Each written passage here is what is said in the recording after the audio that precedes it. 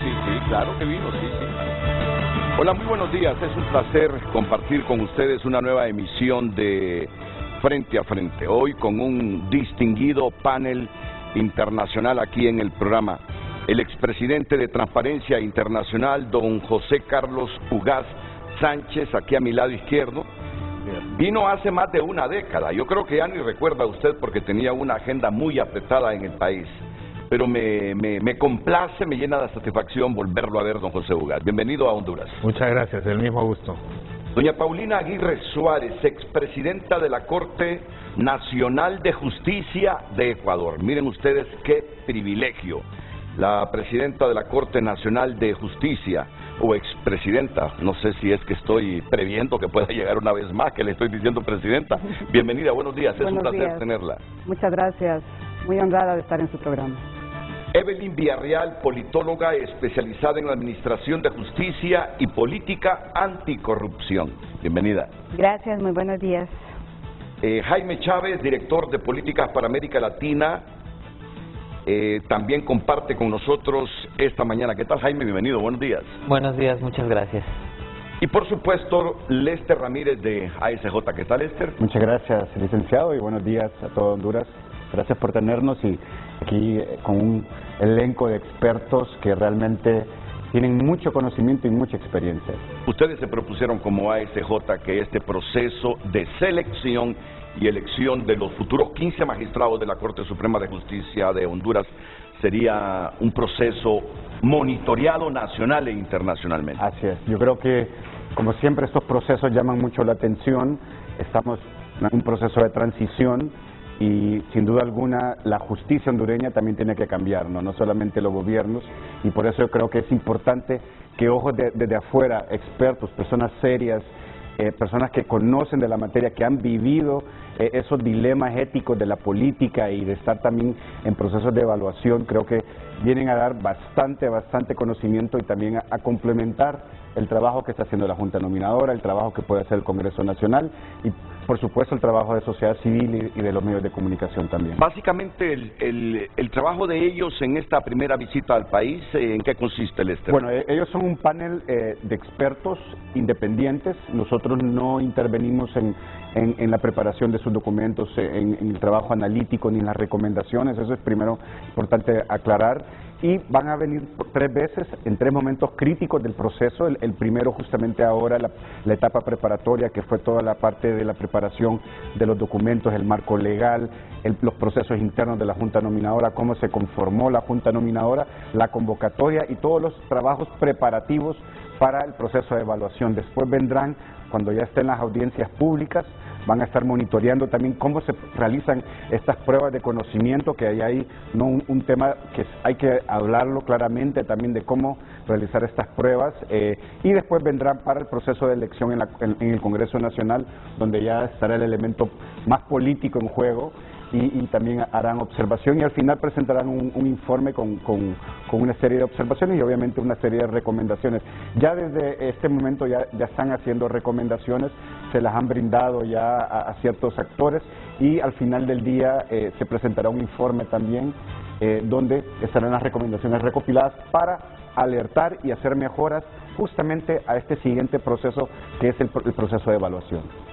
Bien, espero que nos compartan esas recomendaciones, si es que se puede. No, entonces, sí, se puede, ¿no? Tendremos una conferencia de prensa en un par de horas y ahí se brindarán también las recomendaciones. ¿Qué primera impresión tienen de este proceso que se ha iniciado desde hace algunas semanas con la constitución de la Junta Nominadora?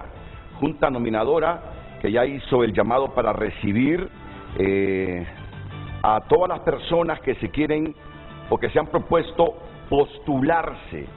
Luego escogerá al menos 15 profesionales, abogados, notarios, la Junta Nominadora, al menos 45, digo, que serán enviados al Congreso para que éste escoja a los próximos 15 magistrados.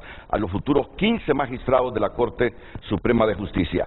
Bien, antes de escuchar a don José Carlos Ugaz, Paulina Aguirre Suárez, Evelyn Villarreal y Jaime Chávez, Luz Madrid con el tema para que usted participe en el transcurso del programa, nos dé sus opiniones y sugerencias y también se sienta partícipe de este proceso al que estamos abocados los hondureños y que ha generado mucha expectativa nacional y mucho monitoreo internacional, porque es una de las debilidades de Honduras para no tener el Estado de Derecho que anhelamos, que idealizamos desde hace tiempo, una Corte Suprema de Justicia con absoluta independencia, al servicio de la administración de justicia y no de intereses que nos han dañado y que nos tienen en la cola de varios índices internacionales. Queremos revertir ese asunto y por eso hay monitoreo internacional. Así que adelante, Luz Madrid. Gracias, Renato, buenos días y buenos días a nuestro distinguido panel. Así es, como usted lo menciona, gran controversia y también expectativas ante esta Junta Nominadora y la elección, por supuesto, de los magistrados de la Corte Suprema de Justicia. Es por eso que presentamos el tema del día en pantalla para que usted pueda opinar a través de redes sociales. La elección de los magistrados. Un proceso importante, una importante veeduría nacional e internacional. Comparta con nosotros sus comentarios a través de redes sociales, escanee el código QR y tendrá un enlace directo a cada red social. Así también, si sale de casa, podrá estar en contacto con nosotros y ver nuestra transmisión en vivo a través de TVC Play. Renato. Bien, gracias, Luz. La elección de los magistrados de la Corte Suprema de Justicia, un proceso con importante veeduría nacional e internacional.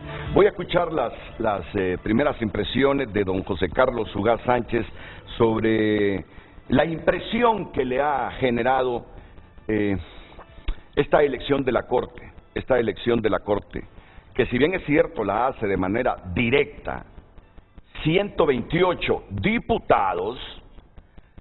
Primero hay una junta nominadora constituida por 7 instituciones representativas del Estado de Honduras que evalúan los expedientes, en este caso, de todos los abogados notarios que se proponen y escoge al menos 45 que envía al Congreso de la República para que aquí se elijan los magistrados. ¿Había visto este proceso en algún lado?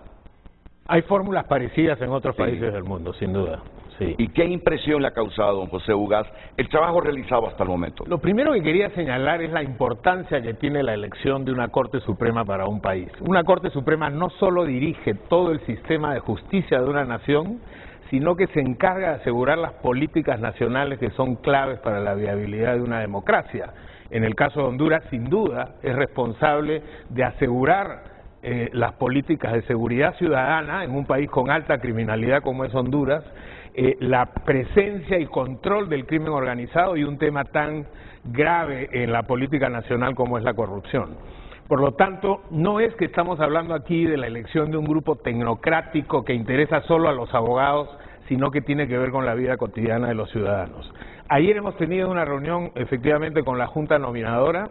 Creo que la impresión que nos hemos llevado todos los integrantes de este grupo es muy positiva, un grupo humano que ha expresado claramente tener interés en que esta elección sea lo más meritocrática posible, es decir, que lleguen los mejores y no los que son objeto de algún pacto político, y lo han expresado también con herramientas que hoy día tienen para su trabajo. Hay un reglamento que establece las formas y los criterios con los que se va a elegir, y esa herramienta está en los estándares internacionales.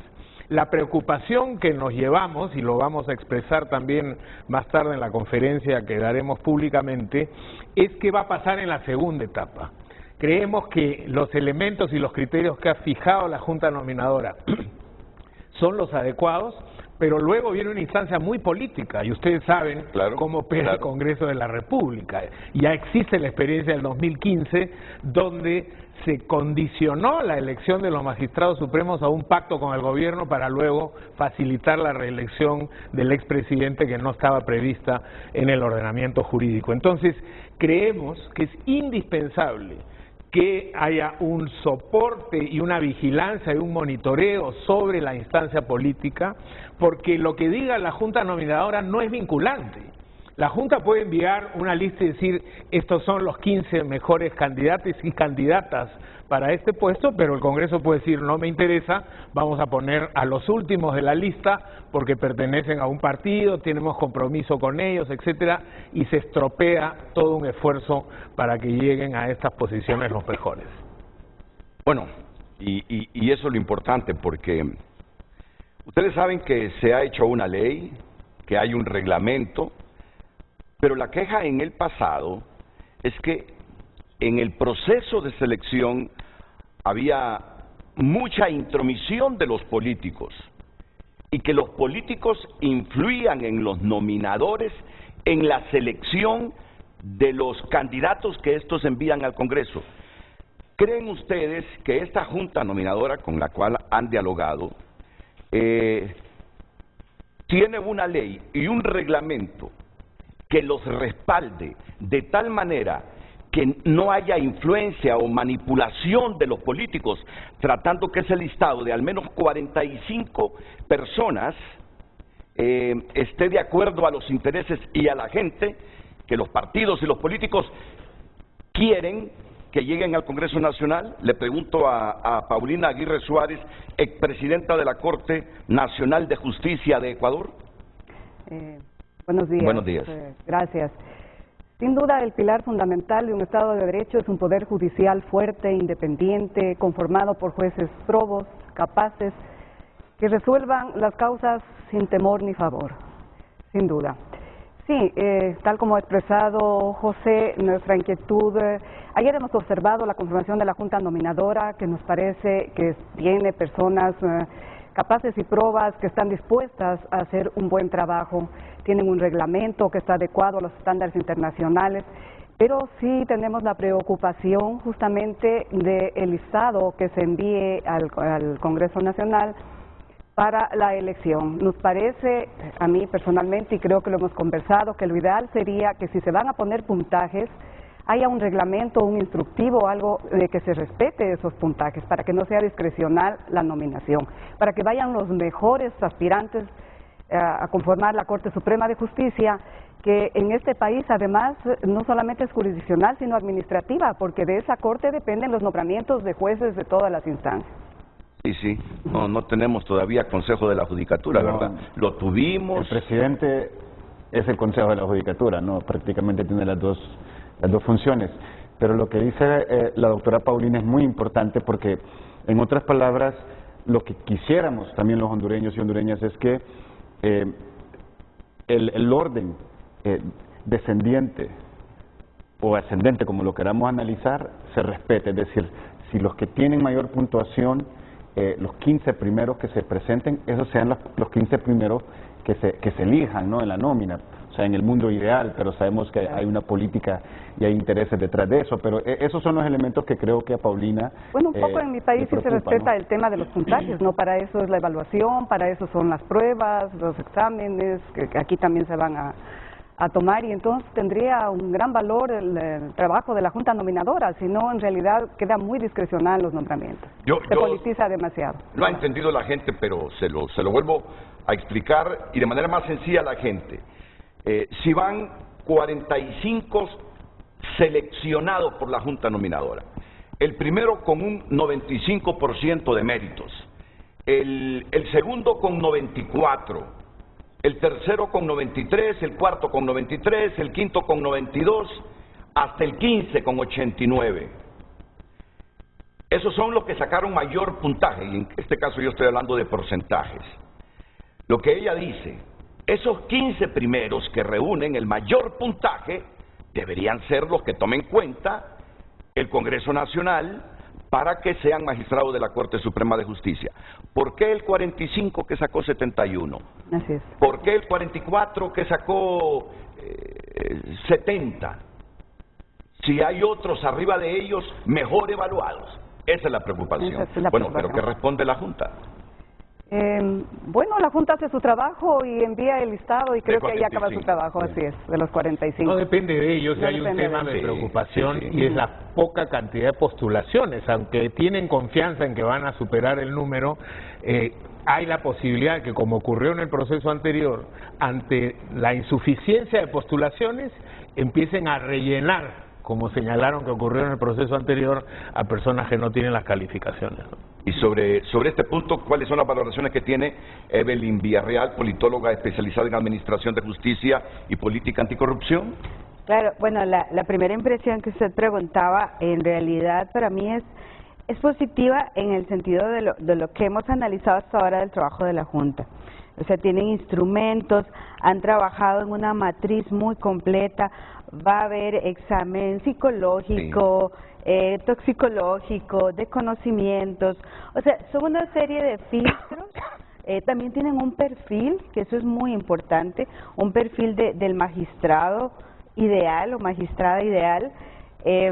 Todos esos instrumentos y el trabajo enorme que le ha tocado a esta Junta no deberían desaprovecharse. Ahora son instrumentos técnicos, en sí mismos están bastante bien formulados. Nosotros lo que hemos tratado de hacer es comparar estos instrumentos con los estándares internacionales, que sea por idoneidad, por meritocracia y capacidad de las personas, que haya también transparencia, probidad, que haya mecanismos de participación ciudadana y también de equidad, de no discriminación, que ese es un tema bien importante que avanzaron, sobre todo en el tema de equidad de género. Entonces, una vez dicho esto, lo importante es que este proceso se respete, ¿verdad? Estos filtros con los que se han trabajado se respeten en la decisión política final, ¿verdad? Es un esfuerzo muy grande. Creo que yo lo veo así, se alinearon un poco muchos los planetas para que esta Junta pueda hacer un muy buen trabajo, pero que ojalá no se desaproveche al final. Bueno, les quiero decir que también nosotros tenemos como hondureños nuestras inquietudes, porque, por ejemplo, fuera del trabajo de la Junta Nominadora, existe la percepción que ya los partidos políticos están negociando el número de magistrados que se van a repartir en la Corte Suprema de Justicia. Pero ¿cómo sabe tal partido si 5 entre los 45 que va a proponer la Junta Nominadora son afines a esa institución política? ¿Cómo lo pueden saber en este momento? ¿Por qué hay negociaciones para repartirse esa Corte Suprema de Justicia? Si no saben a quiénes va a seleccionar la Junta Nominadora.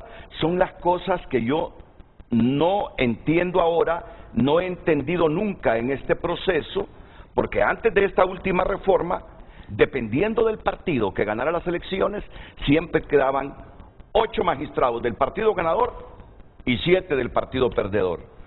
Y como sabían a quiénes iba a seleccionar la Junta Nominadora, por eso mi pregunta, ¿creen que esté suficientemente blindada con leyes, con reglamentos, esta Junta, para que esta percepción de por qué se están repartiendo la Corte desde ya los partidos si no saben a quiénes van a nominar los miembros de la Junta Nominadora o a seleccionar para que ellos los escojan?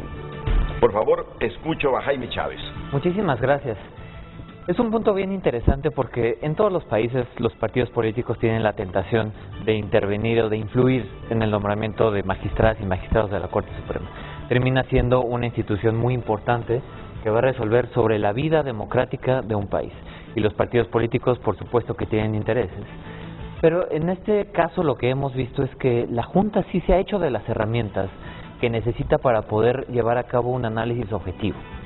Lo que los estándares internacionales que mencionaba Evelyn establecen, que vienen de la Comisión Interamericana de Derechos Humanos, de la Corte Interamericana de Derechos Humanos, del relator especial de Naciones Unidas para la Independencia de Jueces y Abogados, ha sido establecer criterios que permitan que la decisión no sea completamente discrecional y que los diputados y diputadas no terminan decidiendo depende a los favoritismos políticos o amiguismos o a preferencias que no tienen que ver con la función que van a realizar como magistradas y magistrados. Y la Junta sí tiene una matriz de evaluación muy específica, con porcentajes muy establecidos sobre cada cosa que van a evaluar. De manera que sí tienen una herramienta que les puede servir para tener una decisión lo más objetiva posible. No termina habiendo muchas cuestiones que quedan subjetivas, como el analizar si una persona cumple con los requisitos éticos, de integridad, de independencia, por ejemplo. Pero hay muchos con criterios muy específicos, con elementos están soportados en documentación, a las entrevistas, para poder evaluar realmente a las personas y poder hacer esta calificación, de manera que si la Junta Nominadora lleva a cabo todo el proceso conforme a los parámetros que se está estableciendo, será un buen ejemplo de lo que pase. Ya cuando llegue al Congreso será una historia diferente porque entrarán los acuerdos políticos, pero el trabajo de la Junta Nominadora, como está establecido, puede llegar a ser un muy buen ejemplo para la región. Yo quería agregar ahí que una forma de blindar el trabajo de la Junta nunca va a estar blindada 100%, pero sí hay un avance importante en este trabajo, que es la participación ciudadana y la transparencia. De verdad se han preocupado por tener todas sus sesiones en vivo, ¿verdad?, transmitidas en streaming, tienen todas las redes sociales en donde están constantemente publicando cosas, un portal de transparencia que lo han ido construyendo, ahí no está totalmente completo, pero creo que esta parte de transparencia y participación ciudadana, al dar posibilidad de veedurías nacionales o internacionales como la nuestra y como otros esfuerzos internacionales que hay, pueden ayudar a blindar el proceso, porque la Junta Nominadora probablemente sola no pueda defenderse de presiones tan importantes, no solo políticas, ¿verdad?, también de otros sectores y de grupos criminales organizados, de sectores económicos. Claro. O sea, hay presiones de muchos lados, pero creo que ahí tiene que tener un acompañamiento de la ciudadanía, y están los mecanismos para participar, están los mecanismos para defender el trabajo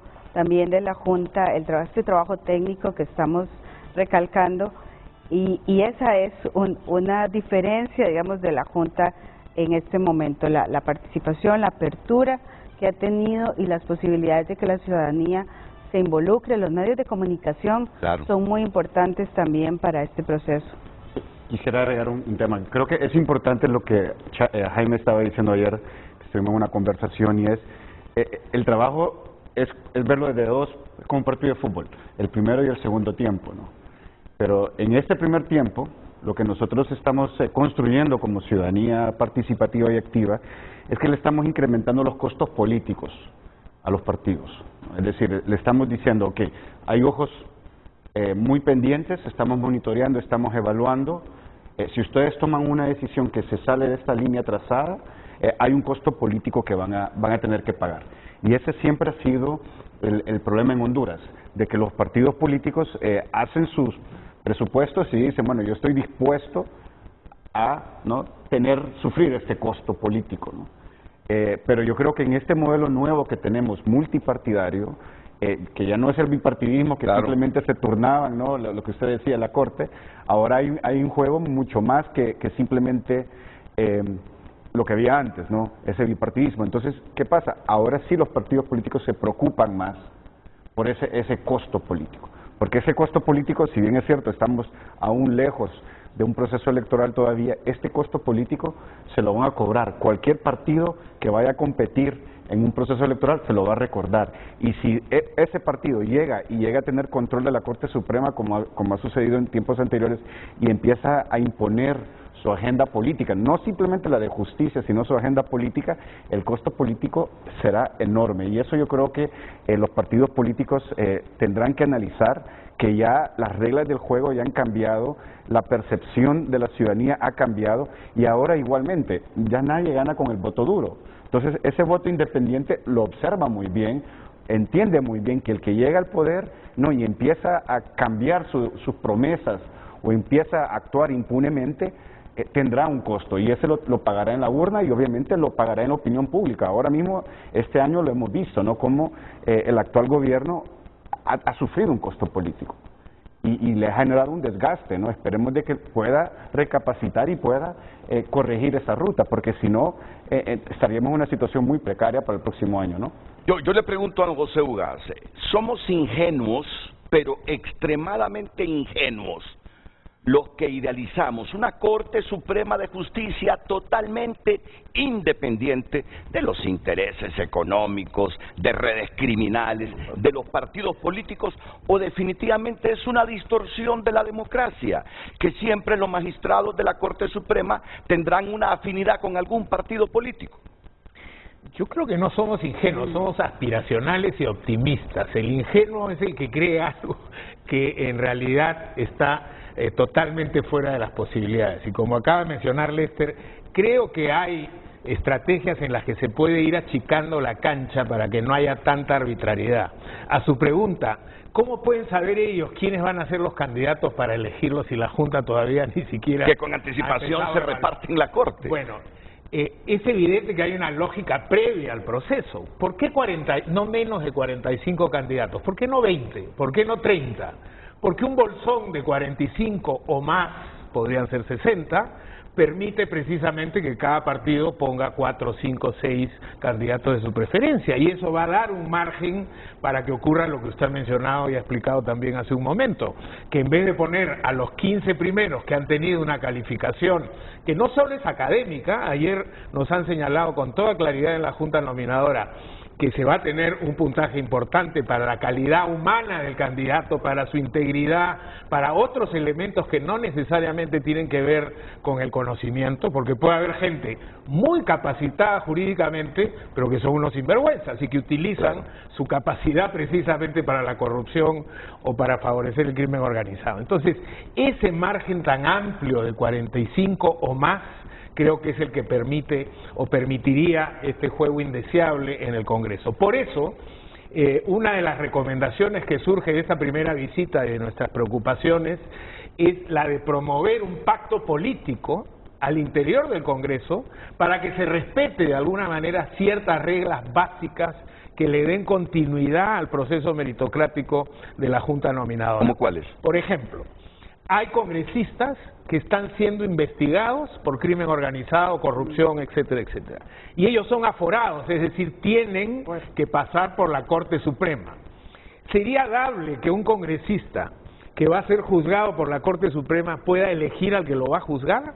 Eso no pasa en ninguna parte del mundo, o no debería pasar. Por lo tanto, esos congresistas tienen que inhibirse, no pueden estar en la elección porque ahí entran en un claro conflicto de interés. En segundo lugar, creo que ese pacto debería establecer reglas para que haya un respeto mínimo a los puntajes y a la prelación. Importante, ayer discutíamos entre nosotros también, se sabrá qué puntaje le puso cada miembro a cada candidato, para saber también si hay favoritismos, si efectivamente uno... ¿Qué pasa con un nominador, por ejemplo, que le pone puntaje bajo a todo el mundo y de repente a 2 le dispara un puntaje alto? Todo eso debería ser materia de transparencia. Hay unas reglas básicas para que el Congreso no tenga un margen de arbitrariedad de este tamaño, sino que se pueda achicar el proceso político de selección a las reglas que vienen preestablecidas en la ley y en el reglamento, ¿no? Ya dejó pensando usted a muchos diputados que han sido imputados en el pasado y a otros que tienen juicios pendientes. ¿Tú tienes memoria en este momento para recordar si hay diputados imputados ahora mismo? Bueno, ahí entendería de que hay algunos juicios todavía que están abiertos, ¿no? De la era de la MASI. Hay investigaciones todavía que están abiertas de los tiempos de la MASI. Hay también hay algunos que están condenados, ¿no? Que están en la junta directiva de este Congreso también, y todos esos tendrían que pasar por ese tamiz que dice José, ¿no? Creo que es una propuesta muy interesante y es obviamente muy ambiciosa en el contexto nuestro. Me pregunto, ¿qué diputados con procesos abiertos, imputados por el Ministerio Público, quieren hacerse a un lado en el proceso de elección de la futura Corte Suprema de Justicia? Hay varios diputados. quienes quieren, por el bien de la democracia y por la transparencia de este proceso, por un futuro de país donde se nos aprecie por el Estado de Derecho que hayamos construido, decir no, yo estoy imputado, no puedo ser juez y parte en esto. Yo quisiera que los magistrados que lleguen a la futura Corte Suprema sean afines de mi partido, sean amigos míos, porque en cualquier momento se reactiva mi caso.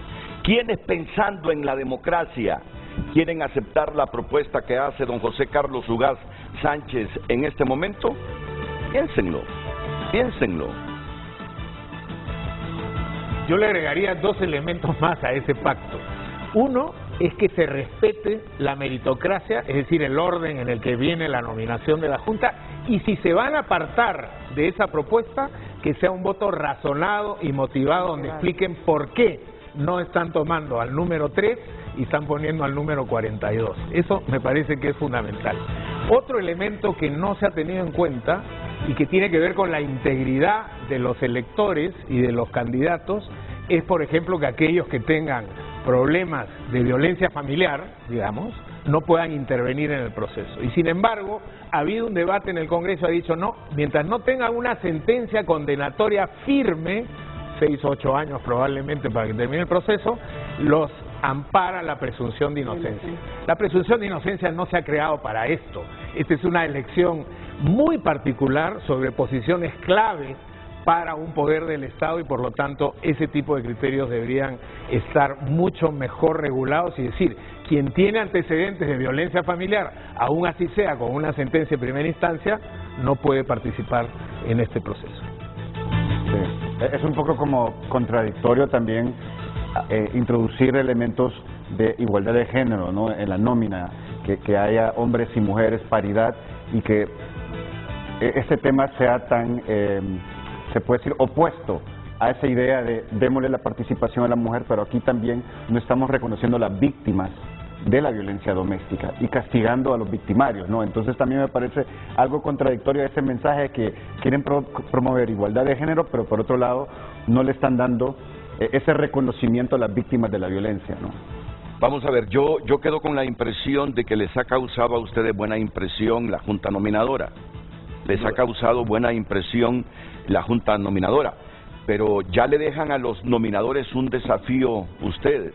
¿Y quién los monitorea a ellos? Que de repente puntajes bajos para estos abogados notarios y ya luego 2 puntajes elevados para algunos. No es que estamos dudando de los nominadores, pero puede ocurrir. ¿Quién investiga por qué? Puntajes tan bajos y luego la curva salta y le dan puntajes altos a 2 o a 3. ¿Habrán intereses también? Bueno, son asuntos para los cuales no hay reglamento, ¿verdad? No hay reglamento, pero a mí me parece, hablando con la Junta Nominadora ayer, con los que estaban en la mesa, que entre ellos mismos hay ciertos controles también, hay pesos y contrapesos al interior, y yo creo que eso es saludable. Acordémonos que es un órgano colegiado y es importante en ese sentido de que el presidente o la presidenta de la Junta no concentre ese poder, ¿no? Que creo que ese es uno de los avances también. Siempre buscar esos contrapesos dentro de la Junta, ¿no? Que hay una deliberación y que esa deliberación sea transmitida en las redes sociales, que se conozca por los medios de comunicación y que se justifiquen estas puntuaciones, ¿no? A esta altura, y formulo esta pregunta para luego debatirla aquí con nuestros invitados, porque capto que es una de las principales preocupaciones entre todas las que puedan tener, sin dejar de reconocer algunos avances en este proceso de selección y elección. ¿Qué podríamos hacer para garantizar que el Congreso elija a los 15 magistrados que en mejor puntuación obtuvieron en la Junta Nominadora? ¿Qué podríamos hacer a esta altura? Que ya el proceso avanza, que ya está la ley, que ya está el reglamento. ¿Qué se nos ocurre para que los primeros 15, los mejor puntuados, sean los futuros 15 magistrados de la Corte Suprema de Justicia? y no que se ven en el Congreso diciendo, no, pero es que entre esos 15 mi partido no encuentra ni a 3 ni a 4, pero sí los encuentra ya por el número 42, 43, 44. ¿Qué podemos hacer como Estado a esta altura? Después de la pausa seguimos.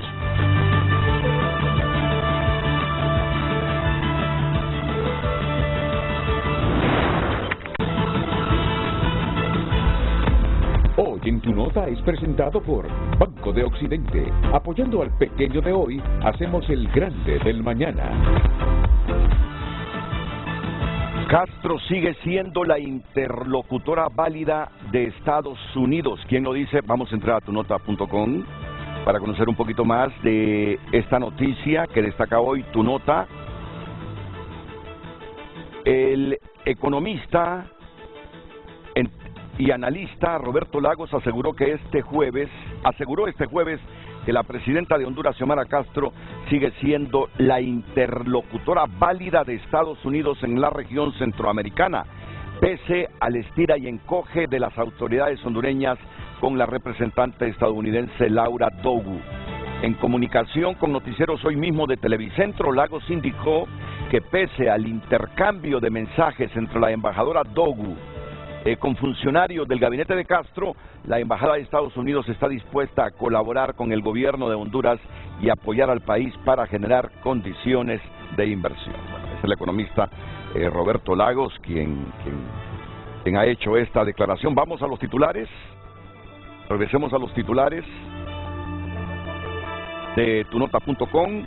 Roberto Lagos: Castro sigue siendo la interlocutora válida de Estados Unidos. Se reaviva conflicto en libre transitación del Tribunal de Ética a Eliud Girón. Puede conocer el contenido de estas noticias entrando a tunota.com por cortesía del Banco de Occidente.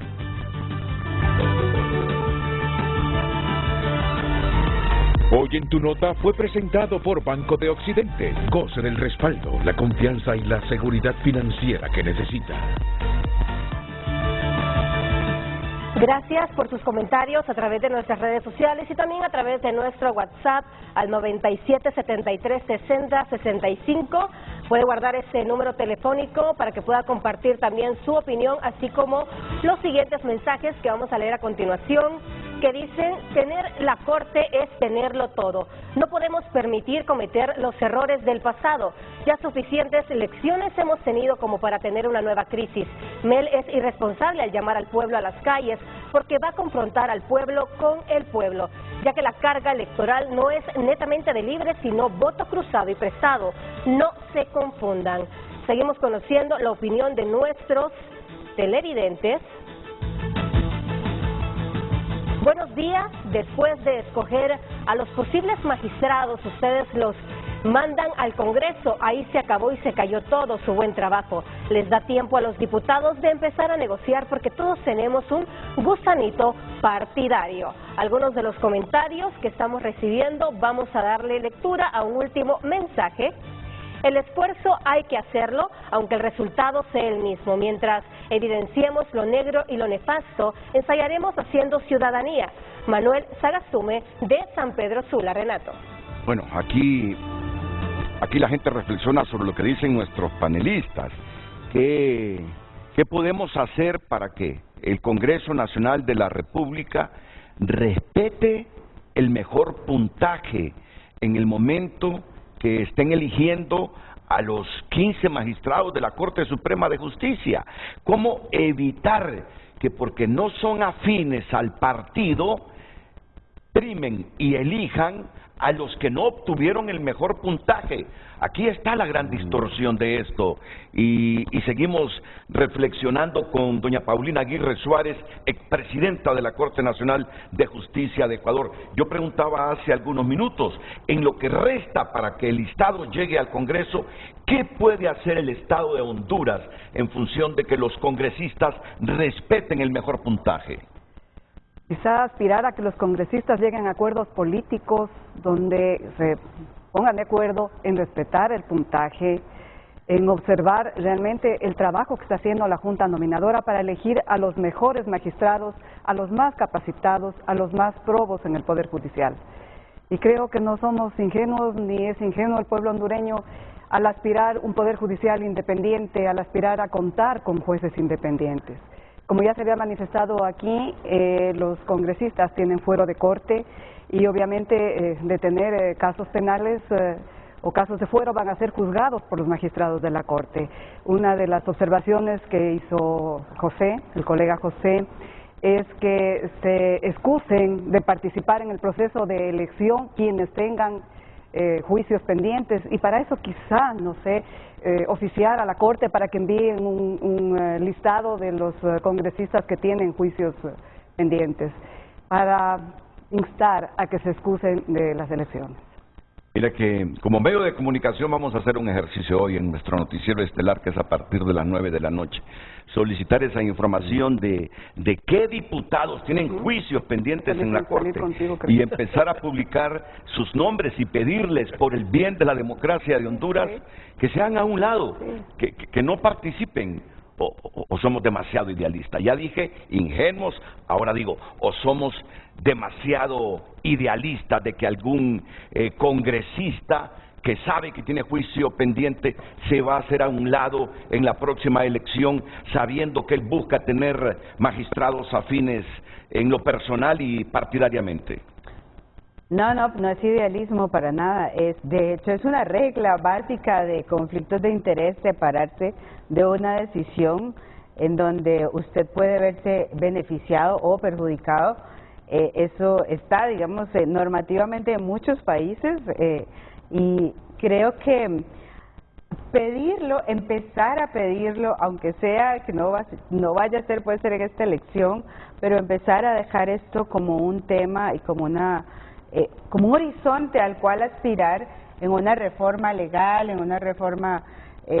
También hemos visto otros temas, por ejemplo, el voto público. Parecería casi imposible pedirle en este momento a los congresistas que hagan su voto público en la elección de magistrados. Esto pasó en mi país también hace como 6 años y seguimos con una campaña muy sistemática hasta que hace pocos meses se cambió la ley para que fuera un voto público. Entonces, hay cosas, hay aspiraciones, ¿verdad?, que hay que empezar a posicionarlas en la agenda.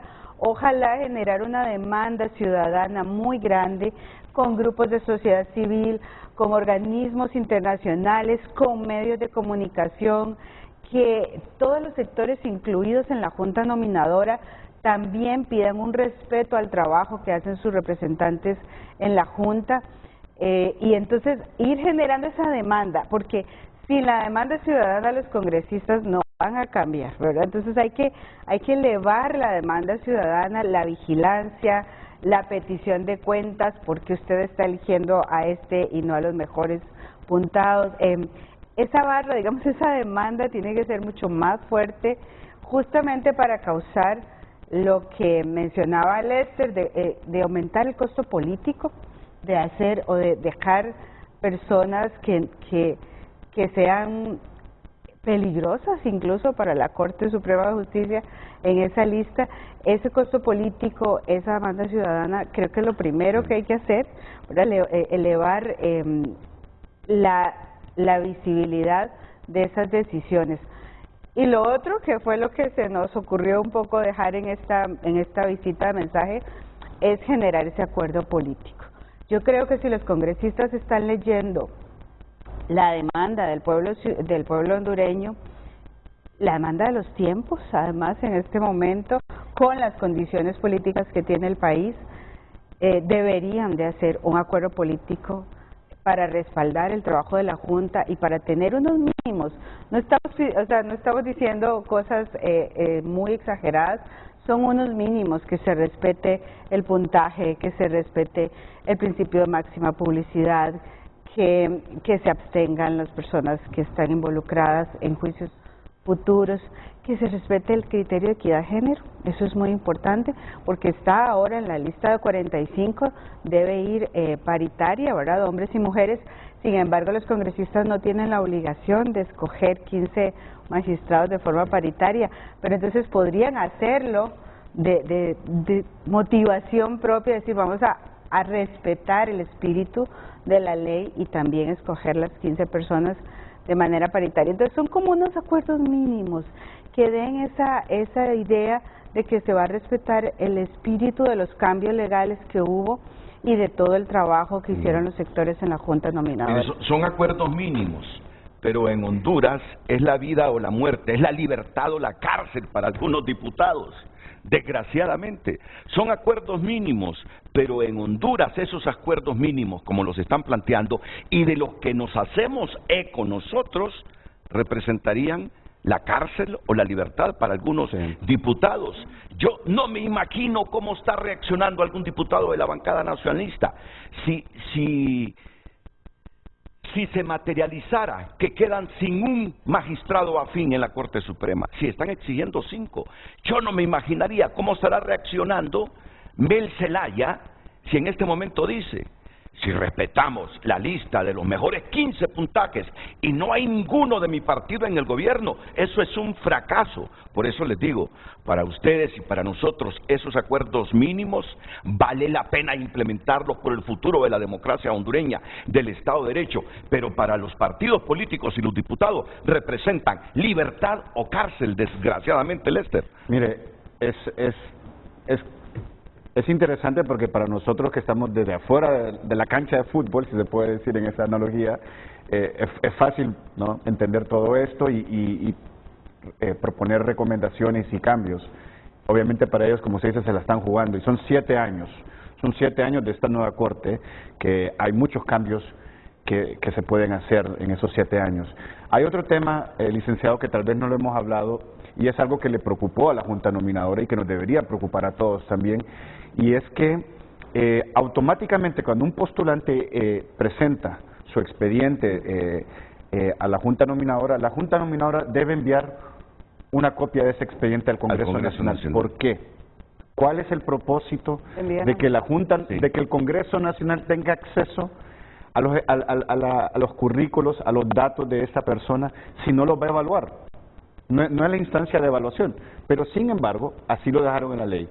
Y esa es una de las grandes preocupaciones de la Junta Nominadora, porque le quita esa autonomía, le quita también ese procedimiento, ¿no?, por etapas, y le deja, ¿no?, esa discrecionalidad que cualquier diputado del Congreso Nacional pueda llamar a ese postulante y empezar a negociar desde ahora, ¿no? Y esos son los temas que debemos también incluir en estos acuerdos, que ese tipo de información, que se asegure de que ningún diputado esté comunicándose con cualquier postulante en este momento, porque ahora mismo, y la gran preocupación que tiene la Junta Nominadora, que tenemos nosotros también como hondureños, es que no están llegando suficientes postulantes ni para conformar la lista de 45 hoy.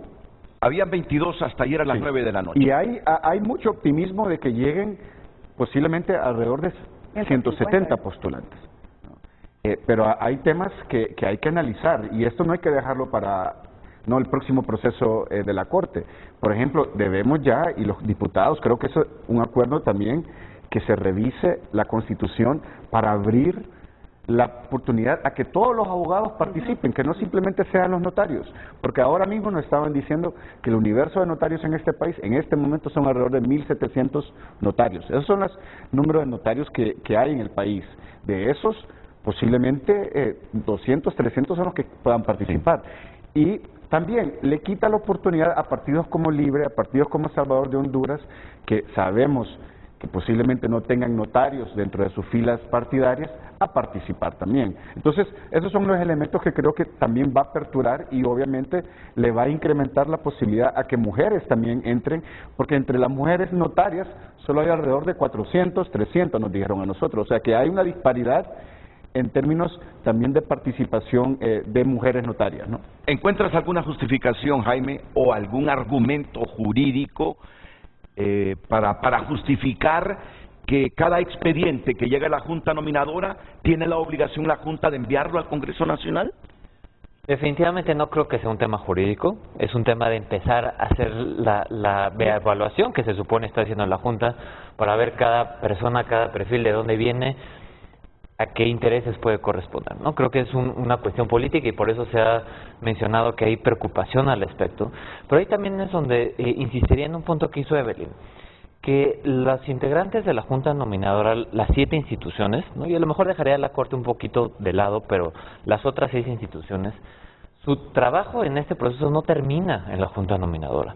El Colegio de Abogados, el COEP, la Institución de Derechos Humanos, la Academia, tiene también una responsabilidad como parte del mundo jurídico, ¿no? Y además los trabajadores, de seguir participando en esto y de exigir al Congreso, como representantes, decir, estos son los acuerdos que necesitan llegar para esto.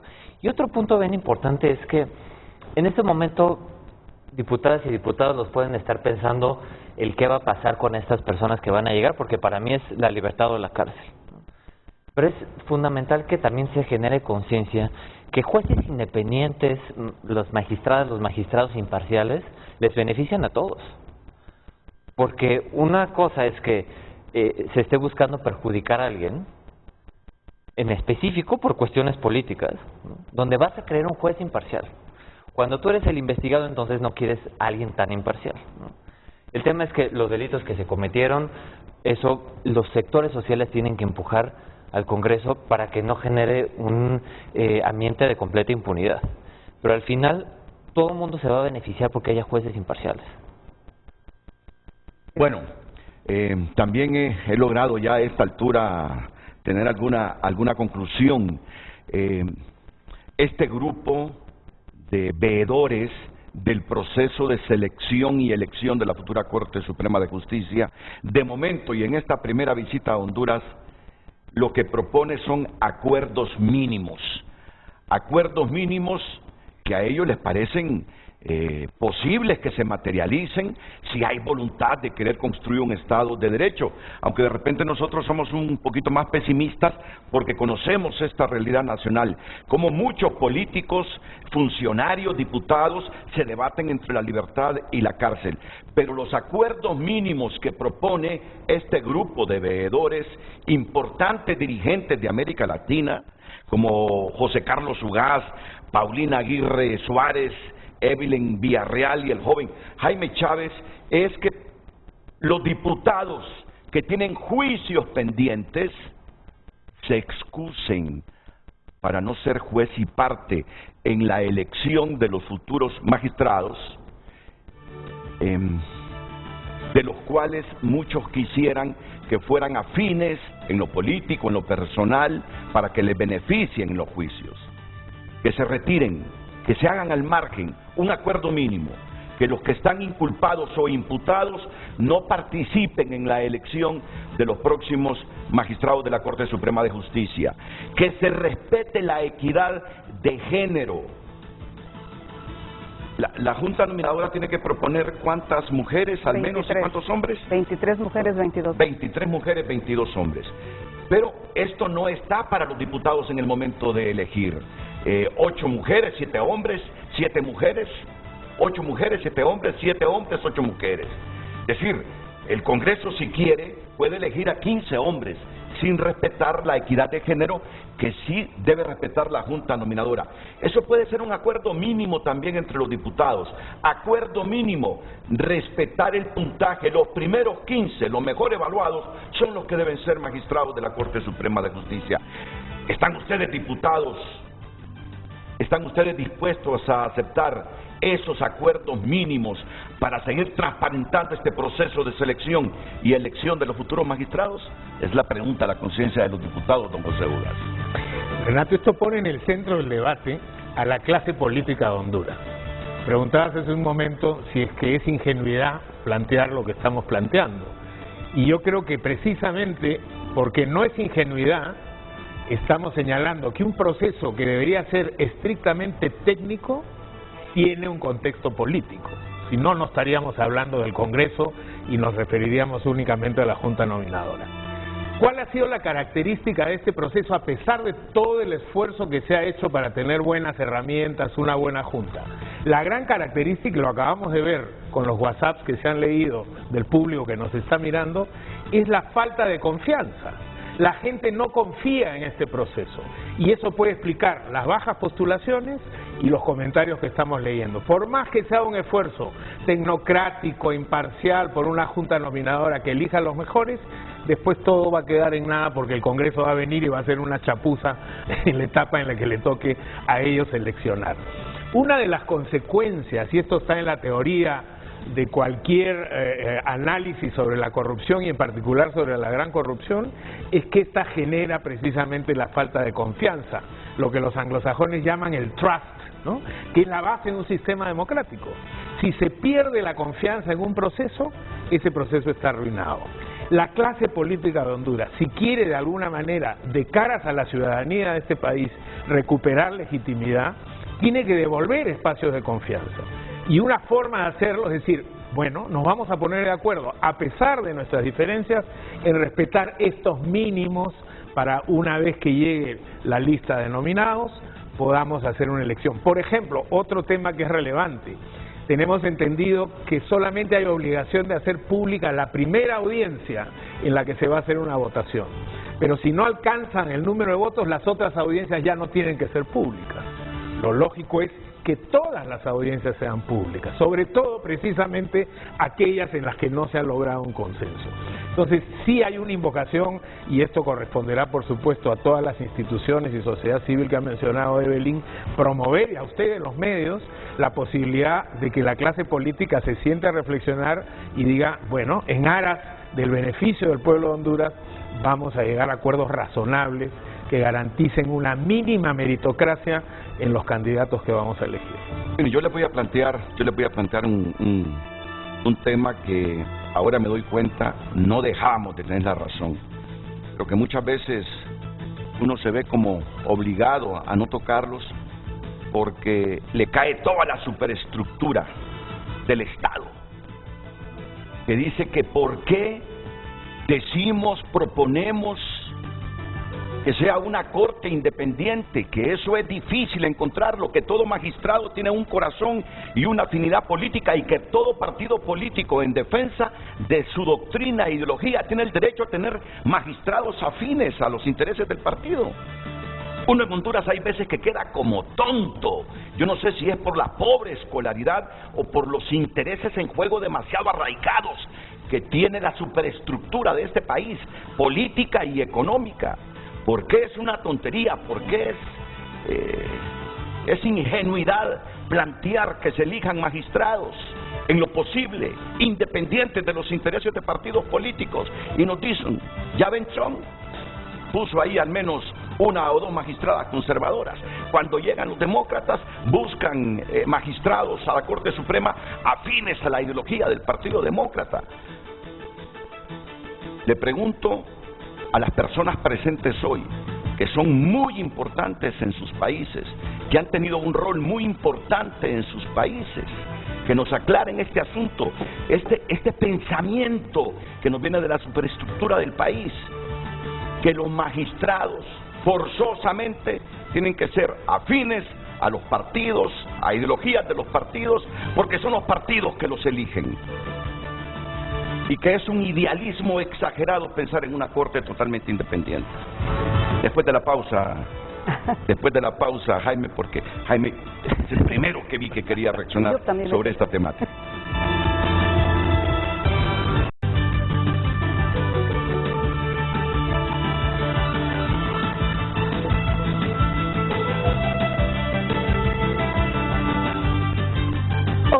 Opina. A todas las personas que nos están siguiendo a través de nuestra red social @Frente a Frente HN en Twitter, tenemos algunas reacciones ante el tema del día. La apertura amplia que ha mostrado la Junta Nominadora en este proceso genera esperanza y expectativa positiva de cambio en la ciudadanía. El acompañamiento de sociedad civil es importante. Por mucha vuelta que le den, al final el pastel se lo van a repartir de acuerdo a las conveniencias políticas. No hay que ser adivino para saberlo.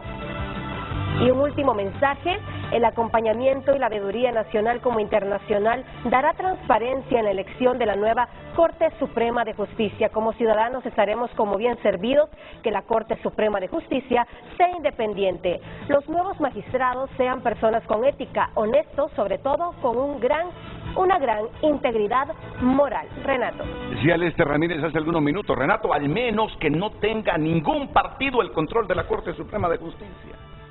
Por lo menos anhelemos eso, que ningún partido tenga el control de la Corte Suprema de Justicia. Lo mínimo, lo mínimo. Eso sería ya un gran avance cualitativo en la administración de la justicia.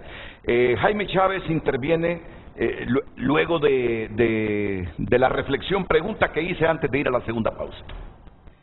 Lo primero que te diría es algo muy importante que vimos dentro de la discusión de la ley para la Junta Nominadora, que al final se excluyó, que era una prohibición para que personas que han participado en las filas de los partidos puedan postularse como personas candidatas en este proceso, ¿no? Eso estaba en la propuesta y se quitó, de manera que no habría ningún impedimento legal para que una persona dirigente de un partido político esté presentando sus documentos para postularse. Pero creo que hay dos cosas que se confunden mucho. Una cuestión es que los magistrados y las magistradas como ciudadanos votan, tendrán alguna afinidad política, ¿no? En lo personal irán a ejercer su voto por algún partido, por alguna persona. Y eso está bien, pero eso es diferente.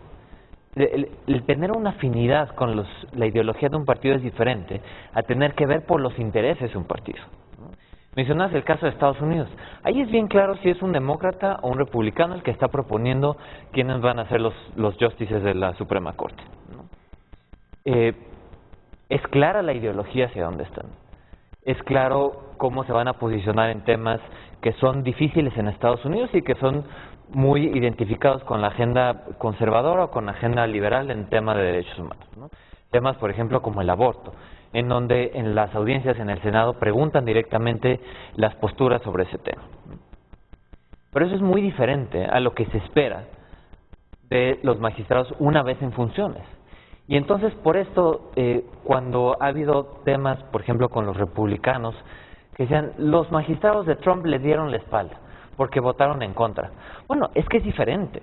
La ideología que puedan tener en ciertos temas, la afinidad con la ideología de un partido, a tener que entonces estar obligados y responder a los intereses de un partido en especial, ¿no? Y creo que en América Latina eso pasa en muchos países. Es decir, una cosa es que este magistrado o magistrada esté afín a lo que nosotros pensamos como partido, y otra cosa es que como yo lo elegí, entonces tiene que resolver lo que yo le estoy diciendo, ¿no? Que es ahí en donde la independencia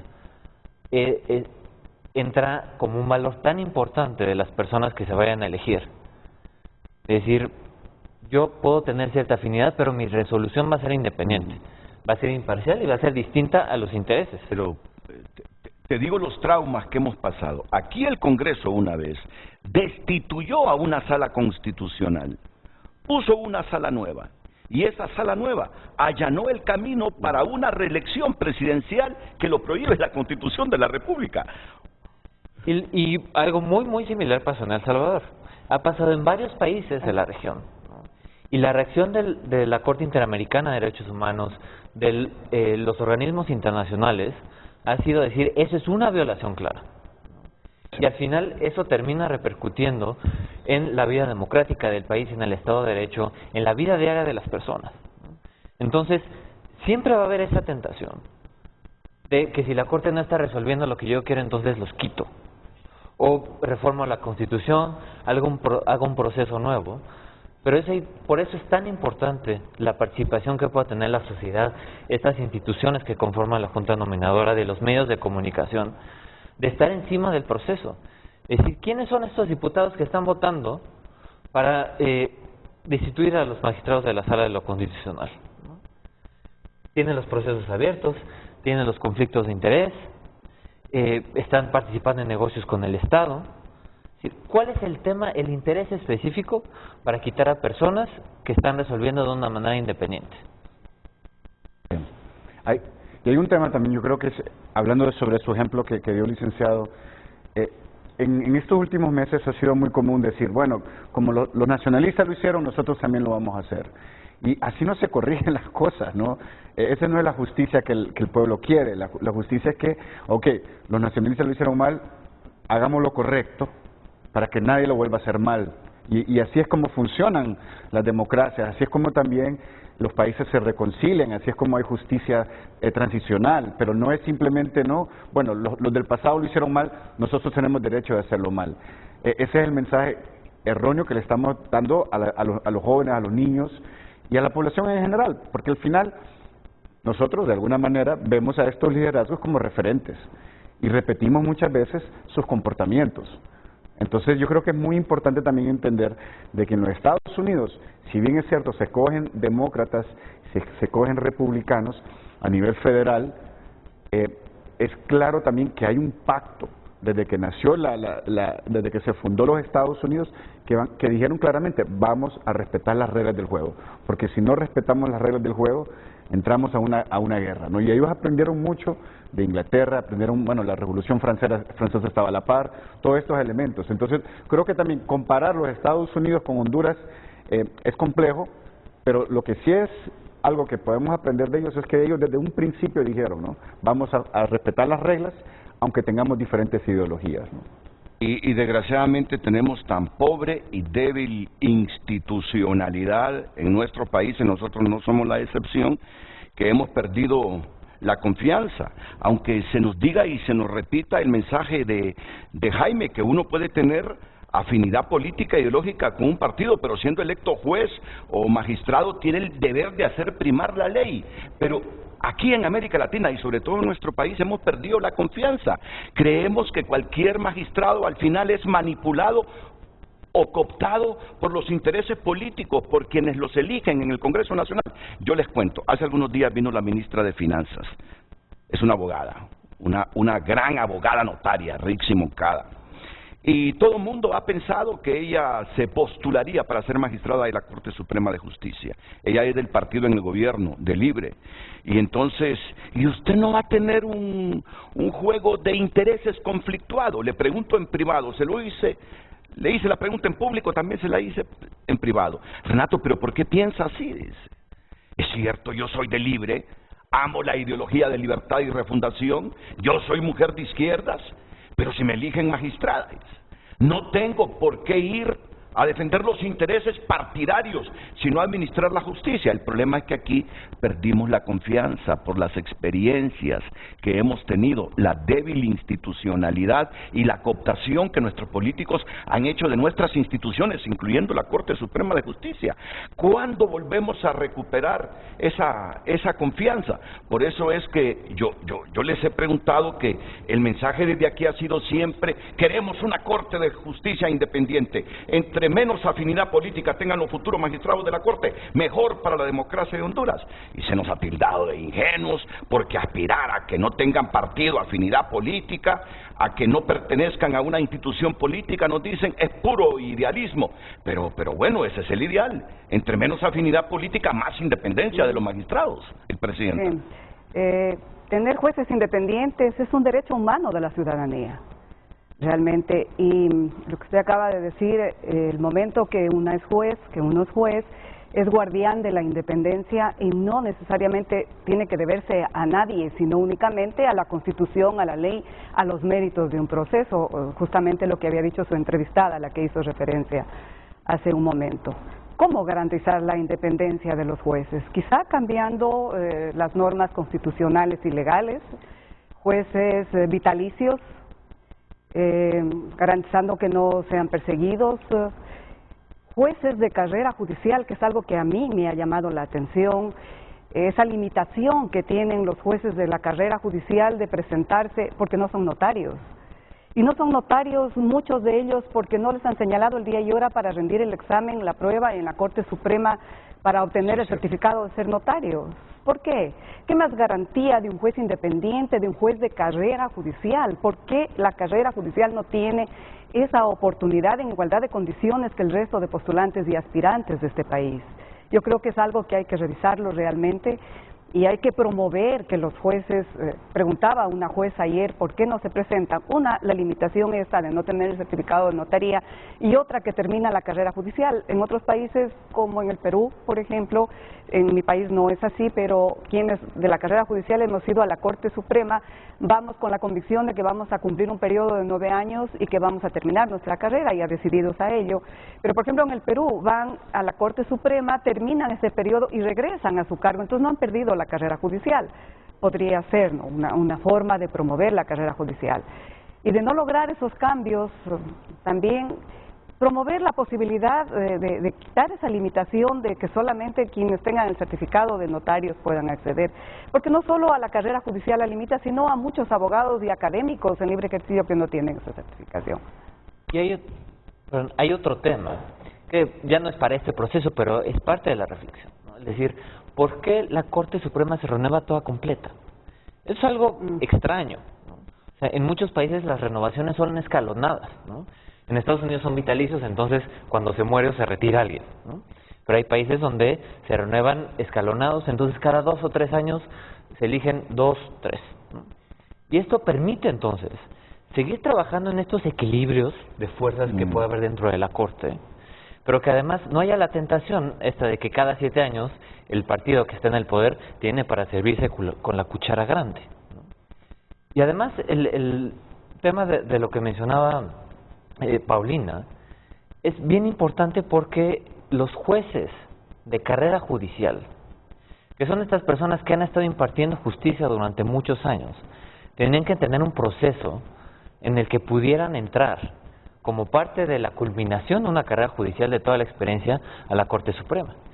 Y el tema también es que una persona que esté trabajando en el gobierno, como la abogada ministra que mencionaba, sí,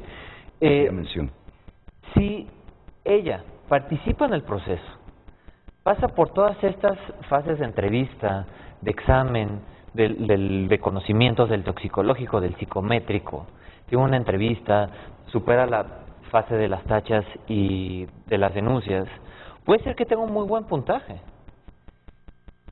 Y eso no necesariamente la inhabilita para poder ser magistrada. En México ha pasado algo interesante. El presidente López Obrador, por circunstancias de tiempo, porque así no está diseñado el sistema, porque ahí son escalonados, ha podido poner 4, 5 ministros, o sea, son ministros de la Suprema Corte. Y puso personas que han estado identificadas con él, con su ideología, dentro de su gobierno. Y hace no mucho, hace un par de meses, en una conferencia en la mañana dijo que él ya estaba arrepentido de haberlos puesto. Básicamente porque no han hecho lo que él quiere, ¿no? Claro, y él dice nomás. Y el tema es ese, y eso que ha puesto personas cercanas a él, ¿no? El escrutinio en México, ojalá tuviéramos una junta nominadora para que fuera como aquí, ¿no? Pero han terminado siendo personas que han demostrado cierta independencia, porque ha puesto abogadas, abogados, o que han tenido carrera judicial, o que tienen un entendimiento, un conocimiento muy amplio de los temas de derechos humanos. Dicen, es que no puedo hacer eso, que él quiere, porque lo siguiente que va a pasar es que vamos a tener una sentencia de la Corte Interamericana condenando a México por violador de derechos humanos. Entonces no se puede hacer lo que él quiere. Pero entonces es esta independencia, ya estando en la posición que debe prevalecer. Y a lo mejor una persona de estas características puede que la tenga.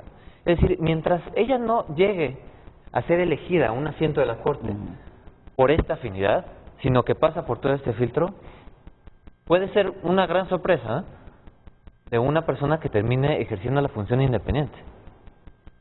Yo quería agregar, cuando menciona a Estados Unidos como referencia, que también ahí hay una institucionalidad del sistema de administración de justicia que acompaña a esa Corte, ¿verdad? Entonces, hay una fiscalía muy fuerte, o sea, defensores muy fuertes, una cultura de legalidad muy distinta a la que suele haber en nuestros países. Entonces, creo que la Corte Suprema es el vértice de todo este sistema de administración de justicia, es muy importante, pero también progresivamente vamos a tener que también estar hablando de la despolitización de la Fiscalía, de otros órganos del sistema que son los que robustecen ese sistema.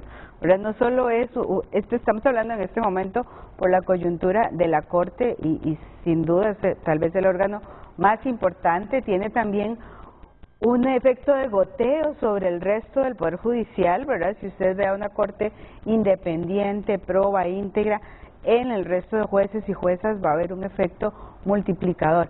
Pero no solo es eso, ¿verdad? Es que también hay que trabajar en la Fiscalía. Entonces, en países donde la institucionalidad del resto de la Administración de Justicia, incluyendo cárceles, por ejemplo. Todo el sistema penitenciario es parte de ese sistema que tenemos que fortalecer, ¿verdad? Entonces hay que hacer el proceso acompañado, porque nada hacemos con arreglar solo una piecita, claro, si el resto, digamos, queda rezagado. La opinión de don José Ugaz ya sobre esto que estamos debatiendo ahora mismo, para ir a la pausa y ya venir en la recta final con un resumen de las fortalezas y debilidades de este proceso de selección en su primera visita que ustedes han percibido de la elección que vamos a hacer en el mes de enero de los futuros magistrados de la Corte Suprema de Justicia. Yo quería levantar una alerta sobre las consecuencias de la infiltración o manoseo de la justicia. Y tenemos ejemplos muy claros en América Latina. El caso de Venezuela, hay una misión creada por el Consejo de Derechos Humanos que ha hecho ya su tercer reporte y dice: en el tema de justicia en Venezuela, la Venezuela de Maduro, primero, la Corte Suprema está toda en el exilio, ¿no? Están en Colombia la gran parte y otros han emigrado a otros países. Y se ha nombrado una corte a la que la misión señala, Maduro llama a su despacho al presidente de la corte y le dice: acá está la decisión que van a firmar mañana.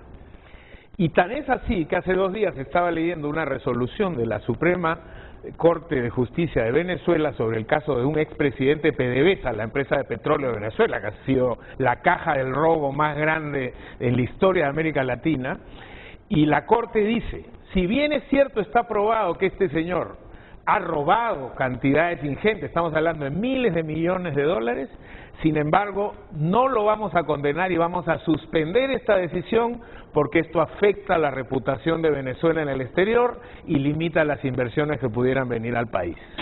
Esa es la justicia de un régimen autoritario, populista, cleptócrata, ¿no? El gobierno de los ladrones.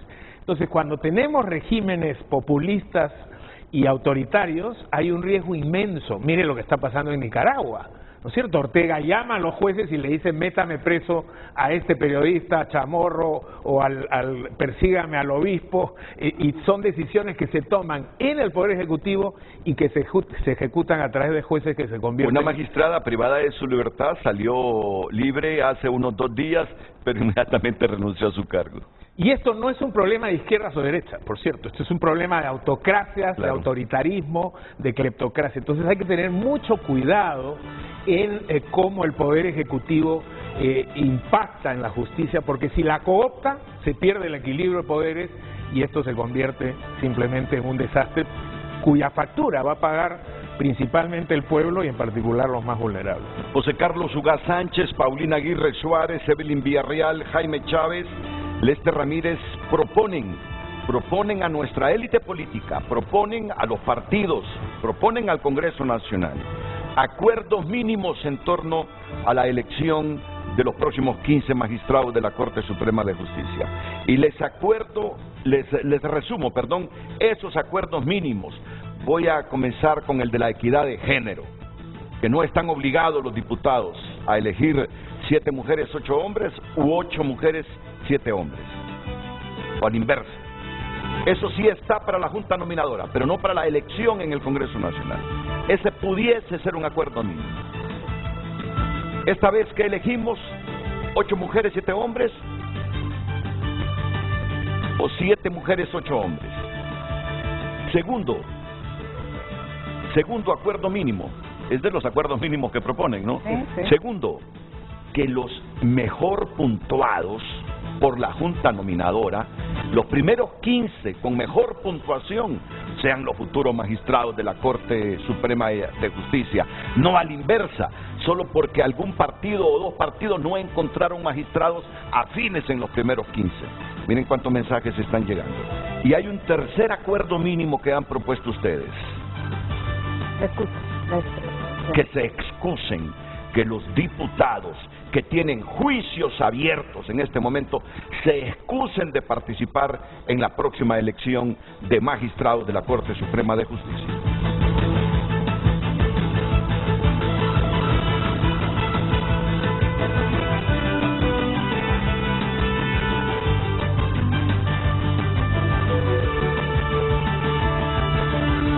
Continuamos con Frente a Frente.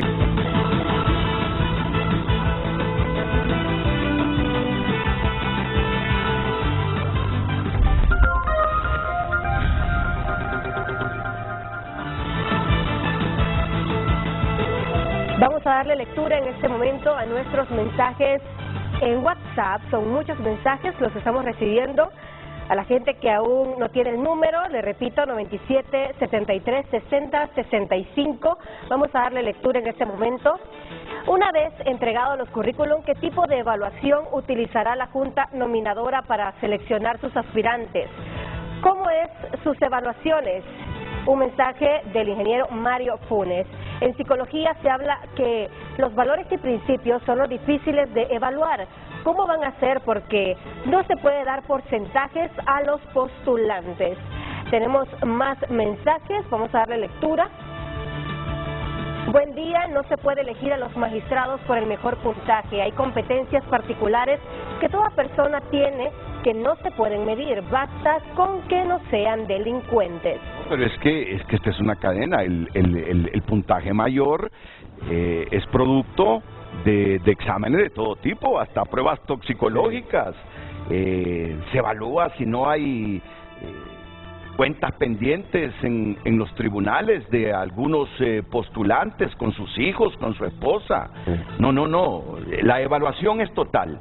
Cuando se llega al puntaje final es que se ha evaluado todo, hasta la integridad de la persona. No, y cuando se llega a esa lista es porque no han sido excluidos por no superar esas pruebas de confianza, ¿no? Sí. Estos son los elegibles. Luz.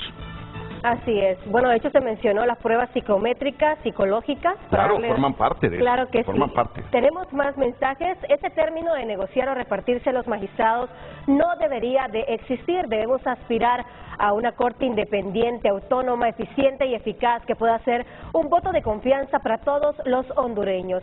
Urge eliminar la corrupción, la impunidad y juicios negociados dentro y fuera de la corte, Renato. Sí. Es que chocante, ¿verdad? Cuando uno dice los 3 partidos o 4 partidos están negociando la Corte. En este momento, por ejemplo, yo tengo la información que se pueden estar repartiendo 5 y 5 magistrados, el Partido Libre, el Partido Nacional y el Partido Liberal. Dejan al Partido Salvador de Honduras sin magistrados. Resulta chocante. Claro que resulta chocante, pero dicen algunos que para darnos un poquito de gobernabilidad al menos, tienen que negociar los partidos el número de magistrados que le toca a cada cual. Gravísimo. Es gravísimo, ¿verdad? Gravísimo. Es gravísimo. Sin duda alguna, porque contamina la esencia de la función, ¿no? Decía yo al inicio que la importancia de tener una Corte Suprema independiente, que es el valor que todos los estándares internacionales relevan, es precisamente porque, conforme ya hemos venido diciendo a lo largo de esta mañana, en el quehacer de la justicia no pueden haber otros intereses por delante que no sean los intereses propios de la justicia y de la nación, si es que se mira la función judicial con visión de Estado, ¿no? Hay tantas cosas que uno quisiera decir, pero que falta constatarlas, y además es que estamos en un momento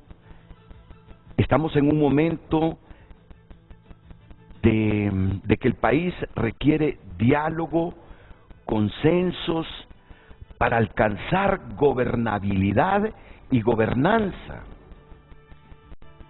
Prácticamente estamos rotos en el diálogo, y algunos son del criterio que si no dialogan los partidos políticos, aunque están las leyes que dicen cómo debemos elegir los futuros 15 magistrados de la Corte Suprema de Justicia, pero que si no hay diálogo y consenso, inclusive hasta se arriesga el país de que no elija Corte Suprema de Justicia. Porque dicen los nacionalistas, no puede ser que Libre tenga el control de la Corte Suprema de Justicia. Dice Libre, nosotros ganamos las elecciones, y la costumbre es que el partido que gana las elecciones es el partido que tiene mayor número de magistrados en la Corte Suprema de Justicia. La costumbre bipartidista, ¿verdad? Pero vienen los liberales y también salen con otro argumento, y entonces estamos con la incertidumbre que ante la falta de negociaciones de los partidos, inclusive llegue el día en que se deban elegir los magistrados y no se puedan elegir, por esto que estoy diciendo. Ese es el riesgo que corremos. Y salen otros diciendo, es la coyuntura que quiere aprovechar Mel para una constituyente.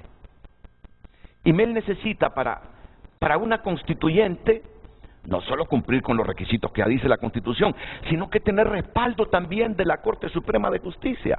Ven ustedes todas las elucubraciones, no digo que especulaciones, en el panorama político nacional. Yo conozco gente muy prudente, honrada en Honduras, que me dice, Renato, esto de la Corte Suprema de Justicia pasa forzosamente en esta ocasión por las negociaciones entre partidos, porque si no hay el riesgo de que no elijamos Corte el día que dice la Constitución que debemos tener ya Corte Suprema de Justicia.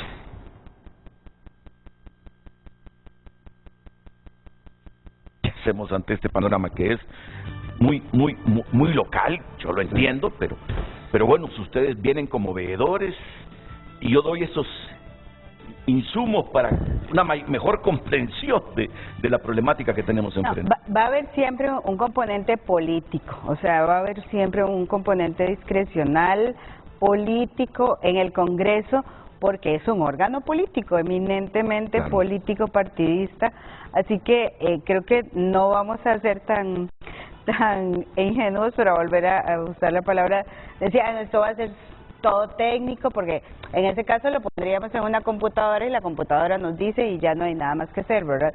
Siempre va a haber un componente de negociación.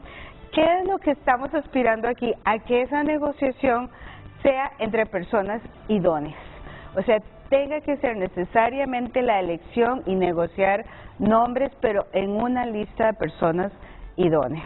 Eso es creo que la aspiración, de tal forma que cualquiera, aunque sean negociados, de las personas que se elijan, hayan pasado este filtro mínimo, ¿verdad? Y estemos escogiendo entre los mejores y todos con las capacidades ya probadas para estar ahí. Es que, y además hay otra cosa, los congresistas son los representantes de la ciudadanía, ahora no tienen un cheque en blanco. Entonces ahí vuelvo a insistir mucho en la presión y en la demanda ciudadana, que le estamos pidiendo a esos representantes cómo voten y cómo elijan a esta Corte Suprema. Y termino con esto porque quiero señalar algo que dijo Paulina. La independencia judicial, el hecho de tener jueces independientes, es un derecho nuestro. No es un privilegio de los jueces, de la Corte, no es antojadizo, es un derecho de las personas que cuando tengan un proceso judicial, tengan una persona imparcial, que no esté, digamos, aliado con la otra parte con la que estamos luchando. Para ponerlo un poco en términos futbolísticos que hablaba Lester, es el derecho que tenemos de tener un árbitro imparcial, que ponga las reglas en la cancha igual para los dos partidos, para los dos equipos, ¿verdad? Entonces, si yo voy a un proceso, tengo el derecho como ciudadana a tener un juez imparcial. Entonces, siempre verlo como derecho de cada uno ayuda mucho para movilizar a la gente y estar mucho más pendiente de esta elección. ¿Y saben por qué de repente terminen eligiendo abogados, notarios como magistrados que no estén en los primeros 15? Porque al negociar la repartición de la Corte puede ser que entre los primeros 15 no hayan suficientes magistrados para un determinado, afines a un determinado partido político, y tengan entonces que escoger entre quienes no sacaron mejor puntaje. Ese es el riesgo de esto. ¿Qué es lo que pasó en el 2015 cuando dicen que tuvieron que rellenar la lista para poder de alguna manera satisfacer algunos apetitos partidarios? Si eso pasara en este proceso sería un desastre. Sería un fracaso realmente. Un poco más de lo mismo, ¿verdad? Más de lo mismo. Bueno, fortalezas y debilidades de lo que han visto hasta el momento, ya para concluir. En este proceso de selección de la Junta Nominadora, de la ley que se aprobó en el Congreso y del reglamento que aprobó la Junta Nominadora. Bueno, después de la reunión de ayer, como fortaleza puedo decir los integrantes de la Junta Nominadora, se ve que es gente conocedora de lo que está haciendo, muy capaz. Los instrumentos que tienen para evaluar, el reglamento también está sujeto a los estándares internacionales, me parece que es una fortaleza. Y una debilidad del proceso, me parece a mí, lo que ya hemos dicho aquí, la forma en que va a elegir el Congreso, que no tiene acuerdos políticos mínimos ni reglas claras para hacerlo. Don José. Sí, básicamente en la misma línea. Creo que es una gran oportunidad para Honduras de avanzar respecto a lo que ha sido la historia pasada en la elección de magistrados de la Corte Suprema. Están dadas las condiciones para que en este proceso de 2 etapas, la primera cumpla cabalmente con los estándares y los criterios establecidos para las mejores elecciones a nivel global, pero hay una gran incertidumbre con lo que va a pasar en la segunda etapa, y ahí es donde creo que este acuerdo político entre las fuerzas para garantizarle al país una Corte Suprema neutral, independiente, calificada, debería ser el esfuerzo principal de estos meses. Elin. Creo que como retos apuntamos varias cosas específicas que podrían ponérsele atención en el proceso que viene. Una es, por ejemplo, las tachas o los comentarios de la ciudadanía. Ahí hay, digamos, hay un tema de cómo tratarlas, cómo procesarlas, el tiempo, que no es mucho para hacerlo. Otro tema más específico es los exámenes de conocimiento, ¿verdad? O cómo se van a medir cosas como independencia judicial, ética, probidad, ¿verdad? En la parte de transparencia, lo que ya se mencionó, no estamos seguros de si los miembros de la Junta van a poner sus notas de manera transparente, individual, ¿verdad? Que se pueda individualizar. Sí. Bueno, todas estas cosas más específicas las vamos a dejar en un informe que tenemos como observadores. Tenemos una batería de indicadores, de datos a los que les estamos haciendo seguimiento en detalle. Aquí estamos conversando más las generalidades y las recomendaciones, pero vamos a dejar un informe que pretende contribuir con algunas cosas que se puedan mejorar en la próxima etapa. Muchas gracias, Jaime. Añadiría solamente el tema bien importante, y creo que ha quedado claro aquí en lo que estamos conversando, la participación de organizaciones de sociedad civil, de la comunidad jurídica, del sector privado, de la academia. La Junta Nominadora va a tener muy poco tiempo para hacer la evaluación. Los tiempos son muy rápidos, son muy apresurados, y es aquí donde vemos la importancia de que sociedad civil en general, periodismo de investigación también, los medios, puedan también enfocarse a ver quiénes son las personas que están participando. Ojalá se presenten las suficientes candidaturas, que no haya necesidad de rellenar la lista, y que la información que se tenga permita que los perfiles que no son deseables se puedan excluir, que no estén en la lista de los 45 ni de 60, se excluyan completamente el proceso, de manera que sea tan controlado lo que sale de la Junta Nominadora, que al final el Congreso, dentro de los 45, ojalá elija a los mejores, pero si no, que no haya uno que esté terrible, que trabaje con lo bueno que pueda haber. Bueno, muchas gracias. Sé que van a una conferencia de prensa, que tienen que desayunar, así que los dejamos. Han sido oportunas y valiosas sus opiniones, y tienen que contribuir a crear conciencia en la hondureñidad de la importancia de que todos nos involucremos en este proceso de elección de la Corte Suprema de Justicia. Lester se queda conmigo estos últimos 10 minutos, les agradezco, y espero que en la segunda visita también estén con nosotros para hacer esta rendición de cuentas al público hondureño de cómo ven, cómo evoluciona. Ojalá que no nos digan que involuciona el proceso de selección y elección de los futuros 15 magistrados de la Corte Suprema de Justicia de Honduras. Vamos a terminar de leer los centenares de mensajes que nos han llegado esta mañana frente a frente.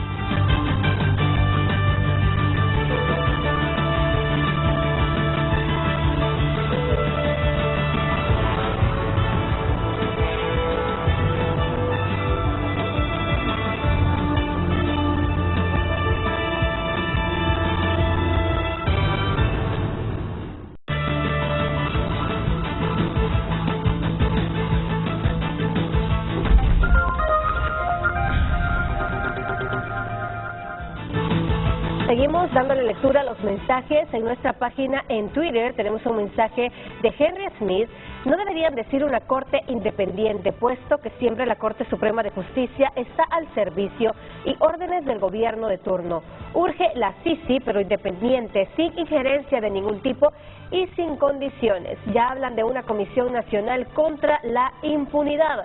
Ojo ahí. El ideal es una corte independiente. Entonces en nada estamos. Si si el discurso de todo el mundo en el país es elijamos los 15 próximos magistrados porque van a ser una rama del Poder Ejecutivo. Y además se ocupa una corte independiente para trabajar con una CICI independiente. Claro, ¿no? Así es. Olvídese de la CICI en Honduras, si Naciones Unidas ve que la corte no es independiente. Que no tenemos garantía de una Corte Suprema de Justicia independiente. Luz. ¿A dónde está el flamante ministro? Nos dice Alejo Gastón. El flamante ministro de Transparencia para dar fe de ese proceso ya perdió credibilidad en el país, tanto acto de corrupción y no se manifiesta para nada, lo tienen callado, cuida su sueldo, nos dice nuestro televidente. Vamos a darle lectura a un último mensaje en Twitter. La elección de los magistrados para evitar tanta especulación se debe hacer por el pueblo mediante votación. En este país los partidos políticos siempre buscarán la manera de entorpecer el proceso. Renato. Bueno, nos vienen semanas complejas, Lester. Sí, nos vienen semanas complejas, complejísimas. 4 meses complejos. A octubre, bueno, ya estamos terminando octubre, pero noviembre, diciembre, enero y febrero. Son los 4 meses y muy complejo. Yo creo que ya estamos viendo cómo se están midiendo las fuerzas.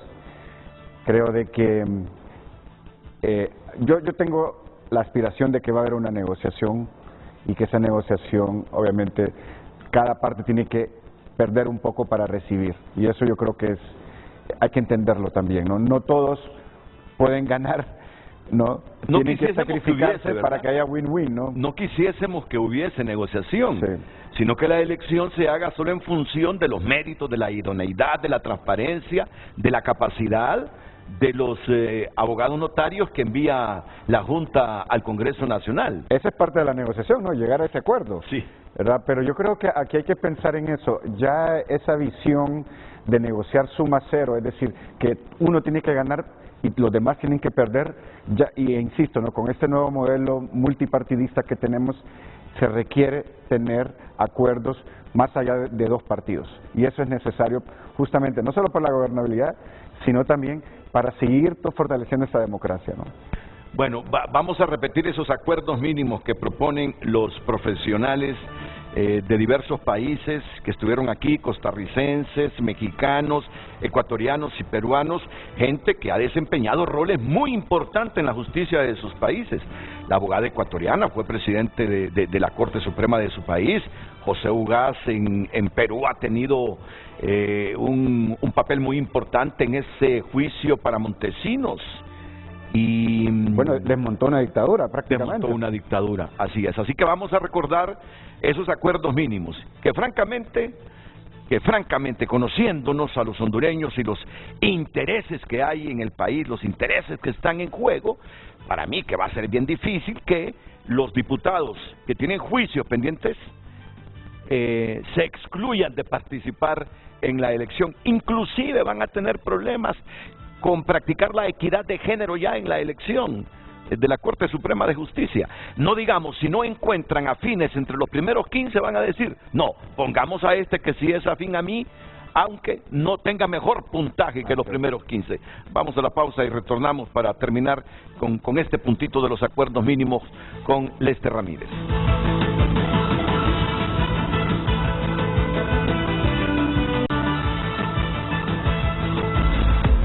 Hoy en Tu Nota es presentado por Banco de Occidente. Apoyando al pequeño de hoy, hacemos el grande del mañana. Alertan sobre principales señales de periodismo bajo regímenes autoritarios. Interesante noticia para que usted entre a tunota.com y lea el contenido de la misma. Joven de 16 años, tercera víctima de explosión en cohetería de Copán. Congreso Nacional aprueba 3 millonarios préstamos para el cajón y subsidio de combustibles.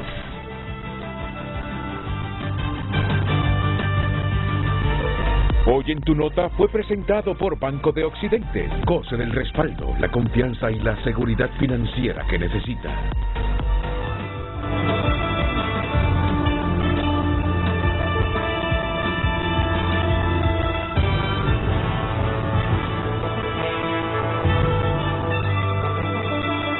Y en un momento histórico histórico vemos el acuerdo entre dos países siendo firmado. Aquí vemos el intercambio entre los líderes. Es tiempo de cambio de placas y el proceso es muy sencillo. Visita nuestras oficinas o entra en nuestra página. Saca una cita, acude al centro de entrega más cercano a su localidad con los documentos que te especifican y listo. Placas nuevas. Entra en nuestra página para más información. Recuerda que el replaqueo termina el 31 de octubre. Gobierno del Socialismo Democrático, Xiomara Castro, presidenta. Foros HRN-TSI presentan Prevención y planes de mitigación contra fenómenos naturales. Analizaremos las estrategias de los países de la región para reducir riesgos y afectaciones económicas causadas por condiciones climáticas que dejan grandes pérdidas en Centroamérica. Con la participación de grandes panelistas: Oscar Cosio Cámara, secretario ejecutivo de Conred en Guatemala; Nabil Caguas, experto en gestión de riesgo y cambio climático, exdecano de la Facultad de Ciencias de la Universidad Nacional Autónoma de Honduras; Alejandro Picado Duarte, presidente de la Comisión Nacional de Prevención y Atención de Emergencias. Este lunes 31 de octubre en directo para la audiencia radial de HRN a las 7 de la mañana y su estreno en televisión 8 de la noche por TSI. Foros HRN-TSI, el espacio para debatir con argumentos.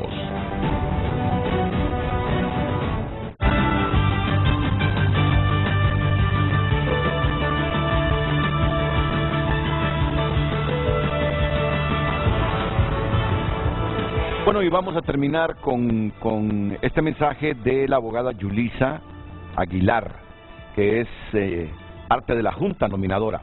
Quizás puedan aclarar en el programa que los votos de los nominadores se harán en forma pública y los miembros de la Junta Nominadora deben ser razonados.